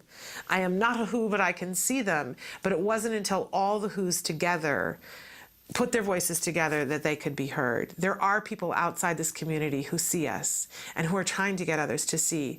But honestly, as a community, if we don't put our voices together, we will never be heard. So I hope that you will join us in the month of April. I hope you will adopt this can-do attitude. I hope that you will make sure that your child is getting the best quality ABA that you can currently get your hands on. Whether that is that you have a provider and you have funding, if you've got insurance, that you're reaching out and saying, look, I've got insurance coverage, but I can't do the copay. Can somebody help me to figure out how I can do the copay? And we're happy to give you lots of ideas of how you can make that happen, because I'm sickened to think that there are some, and believe me, I understand it, that you've got the coverage, but there's no way you're going to be able to come up with the $5,000 that gets you to the point where your insurance company actually pays for it. And we're working hard to try to come up with as many solutions as we can for those families. Or if you're the family that you say, you know what, there's nobody here. I'm in India and there's nobody here that's going to do this, so it falls to me. So I'm going to use skills and I'm going to use IBT and I'm going to get this done. Because at the end of the day, we all want to be able to look our children in the face and say, I did everything I could. We do that for the individual children, but we must band together. We must band together so that people understand that we are a community of people and we are serious. We're not going away. We're growing in numbers. The CDC confirmed that our numbers grew by 30%, and as a group of people, somebody better pay attention. We gotta get serious about it, and we gotta speak together. So we're gonna give you more information on CAN. Definitely on Tuesday, we're going to be unveiling that and talking with you about what you can do. No cost. You don't even have to leave your home if you don't want to, but we need for you to use your voice. So We're going to take a break, and then a quick break, and then we're going to be back to finish out the show. Stick with us. Hi, welcome to Camp Discovery, a free-to-play suite of fun, interactive learning games for kids 2 and up, designed by experts in autism. Camp Discovery will open your early learner to a world of new skills, shapes, numbers, colors, locations, emotions, and more. Let's get started. Please choose a level. Objects. First, Camp Discovery's Intelligent Preference Assessment determines your child's preferred reward for choosing correctly. Okay, got it. Let's play. Camp Discovery creates a motivating learning environment for your child by minimizing incorrect responses and maximizing successful ones. Find the shoes. Respond correctly and your child is rewarded with their favorite animations. You did it. Respond incorrectly and our unique prompting system guides your child to the correct answer by making it the largest choice. That's not it. Try again. Way to go. Continue to answer correctly and the size gradually reduces until the child makes the correct choice independently. You win. Success! Rewards motivate learning. Complete a round and your child is rewarded with a fun mini-game. Track your child's progress with easy-to-read graphs. Multiple settings options allow you to customize Camp Discovery to your child's unique needs. All this in one single app, the Camp Discovery app, available for free on iTunes, Google Play, and Amazon Store. Welcome back to Autism Live. Again, we've been talking about the CDC, and of course, there are lots of calls to action.